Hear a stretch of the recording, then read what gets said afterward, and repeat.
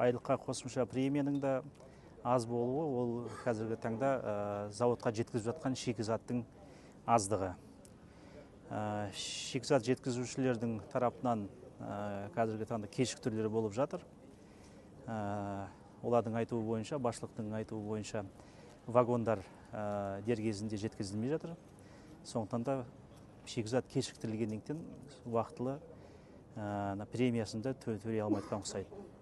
Соны шешу жолдары бар. Оны завод басшылығы балама жолдарын іздеу керек. Шикізатты басқа жақтан да алып келу жағын. Ол тек қана бір ғана елмен шектеліп қалу дұрыс емес. Өзбекстанда да, басқа да мемлекеттерде де бізде кальцинированный сода шығарады. Олармен де қосымша жұмыс жасауымыз қажет. Олармен де сөйлесіп, қосымша шикізатты жеткізу, уақытында жеткізу мәселесін біз қазір жергілікті атқарушы орган ретінде көмектесеміз. Өзбекстанда да сол шикізат бар, соны алып келу жағын қазір қарастырып жатырмыз. Тиісті мемлекеттік органдармен бірге жұмыс жасаудамыз. Зауыттың құрылтайшысы, мен кеше сөйлестік, өзі қосымша кредиттік ресурс алып, тағы да қосымша 100 миллионнан теңгеден қаржы тауып, осы қазіргі таңда бұйрық шығарды, талаптары орындалды, қосымша 50% премияларын қыркүйек айы бойынша алатын болады. Қазан айында да осы жағдай қайталанбас үшін біз бірлесіп жұмыс жасауымыз керек, талдау жұмыстарын жүргізіп, қосымша шикізаттарды алып тұру мәселесін қарастыруымыз керек. Шешу жолы тек қана сол. Альтернатива іздеу, балама жолдарын табуымыз керек. Узбекистан, там хватит объемов, то говорят, что там завод не покроет объемов. Да, мы должны сейчас изучить этот вопрос.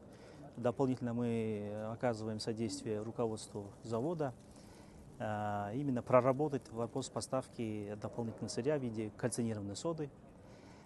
По объему сейчас не могу сказать, это вопрос переговоров, это коммерческие взаимоотношения между предприятиями. Поэтому мы как акимат, мы туда лезть не можем. Это чисто коммерческие отношения хозяйственных субъектов. Поэтому мы, конечно же, окажем содействие, поговорим с руководством ближайших областей Узбекистана. И я думаю, что вопрос найдет свое решение. Акимат будет как-то помогать заводу в плане снижения себестоимости продукции? Потому что руководство говорило, что с акиматом какая-то договоренность. Все зависит от того, как будут идти поставки сырья. До 60% себестоимости занимает это хромовая руда и кальцинированная сода. Это две основные продукции, которые обеспечивают вообще жизнедеятельность предприятия.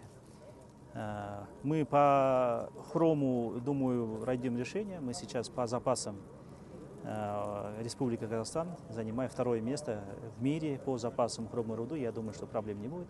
По кальцинированной соде мы сейчас будем прорабатывать с соседними областями и нашими соседями, чтобы поставки были своевременно и по приемлемой цене. Бұл өндіріс орны кішігірім деп айта алмаймыз, өзіндік орны бар.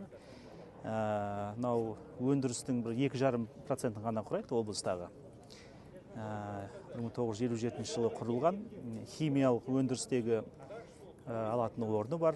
Оның шығаратын продукциясы ол бихромат натрий, бихромат калий, вообще хромдық тұздарды шығарады. Ол бояу өнімдерін шығару, одан кейін фармацевтика продукциясын шығару. Одан бөлек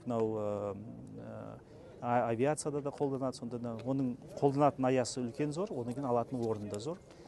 Сондықтан да біз көмектесуге дайынбыз. Рахмет, сау болыңыздар.